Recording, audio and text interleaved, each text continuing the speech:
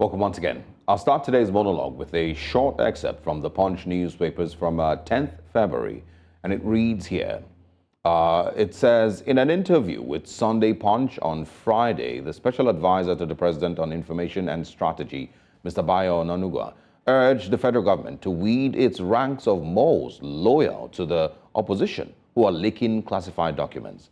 Onanuga said what is worrisome is how a memo written by the SGF to the president and bearing the president's signature leaked out.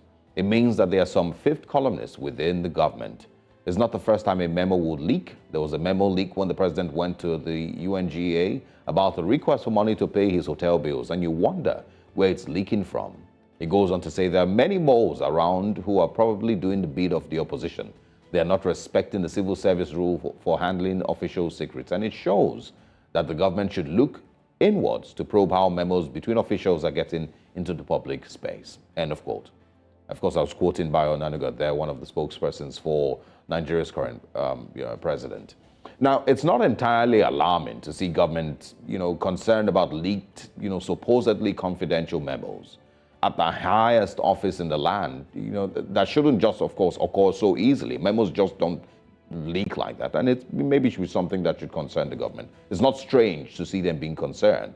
The only problem here is that this isn't necessarily a top secret memo. It's not a national security document that is meant for just a few eyes. This is a simple letter from the Secretary to the Government of the Federation requesting approval of funds. So now you must then question, why is this letter enough to warrant such panic to investigate moles in the government? Well, it's because of the content of the letter. The government that told you to tighten your belt and endure a little is in panic mode because these documents show that while the average Nigerian is told to endure and bear the suffering of current economic hardships, the people in government are seeking 1 billion naira to inaugurate a committee. 1 billion naira. And even worse, that the concern of government representatives and spokesmen isn't the wastage of Nigeria's money, but instead the fact that the document was exposed to the public. Are you still in dreamland thinking that, the Nigerian government is fighting corruption? I said it a few weeks ago that the country is dying and they are simply feasting on its dying body. Some of the people you have in government today don't care about your country. Some, if not most of the people you have in government today are okay with burying Nigeria in the deepest hole as long as they make money in the process. That's really it. And then they take that money to give themselves a better life abroad. And it's the honest truth. There's many people that are currently in government that don't mind if Nigeria is buried in the deepest hole on earth. They don't mind if the country burns to the ground, as long as while it is burning or in the process of it burning, they make some money. They make as much money as possible. Many of them took the Emilokon call very personally. But not to say that it is our turn to fix Nigeria. That's not what Emilokon meant to them. They took it as it's our turn to steal. It's our turn to fill our pockets. It's our turn to gather as much as we can. And so they will focus on those who are exposing the theft instead of stopping the theft.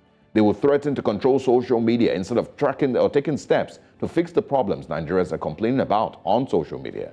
These people don't care if the naira is exchanging at 5,000 naira or 50,000 naira to the dollar. They don't care if bandits or kidnappers are having a free-for-all with citizens. They don't care if billions are siphoned from government accounts to foreign bank accounts. They don't care. They only panic when you hear about it. They are masters at gaslighting you to believe that you are unpatriotic for complaining. So to people like the person I quoted earlier, Bayo Onanuga, what is worrisome isn't the moles in government. What is worrisome is the insanity of spending 500 million or 1 billion naira to set up a committee to discuss the increment of minimum wage. What is worrisome is that there's many of your type in government today who are more concerned about hiding the alleged mismanagement of Nigeria's wealth than actually stopping it. And every single one of such people should be ashamed of themselves. That's it.